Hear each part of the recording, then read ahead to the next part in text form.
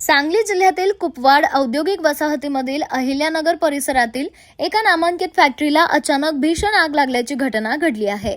आगीची माहिती मिळताच सांगली मिरज कुपवाड महानगरपालिका आणि MIDCच्या अग्निशमन दलाच्या गाड्या तातडीने घटनास्थळी दाखल होऊन अग्निशमन जवानांनी शर्थीचे प्रयत्न करून आगीवर पूर्णपणे नियंत्रण मिळवले.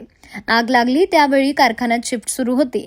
मात्र आग लागल्याचे समजताच सुरक्षा यंत्रणेने तत्परता दाखवून सर्व कामगारांना तातडीने कारखान्याबाहेर काढले आहे. सुदैवाने या भीषण दुर्घटनेत कोणत्याही जीवितहानी झालेली नाही.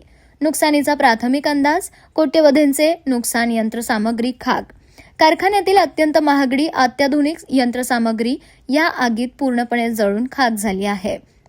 गोदामात साठवून ठेवलेला लाखो रुपयांचा कच्चा माल आणि विक्रीसाठी तयार असलेला पक्का माल आगीच्या भक्ष्यस्थानी पडला. आगीच्या प्रचंड उष्णतेमुळे फॅक्टरीचे मुख्य शेड आणि लोखंडी स्ट्रक्चर कोसळले असून इमारतीचे मोठे नुकसान झाले आहे.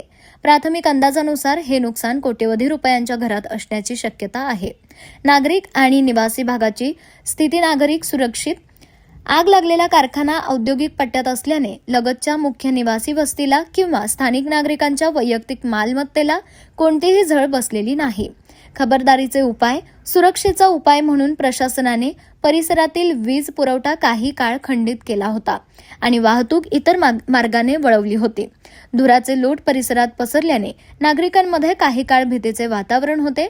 मात्र आता परिस्थिती पूर्णपणे शांत झाली आहे. आगीचे कारण आणि पंचनामा. शॉर्ट सर्किटमुळे ही आग लागल्याचा प्राथमिक अंदाज व्यक्त केला जात आहे. कुपवाड MIDC पोलीस आणि महसूल प्रशासनाकडून नुकसानीचा अचूक पंचनामा करण्याचे काम सुरू करण्यात आले असून त्यानंतरच नुकसानीचा अधिकृत आकडा समोर येईल.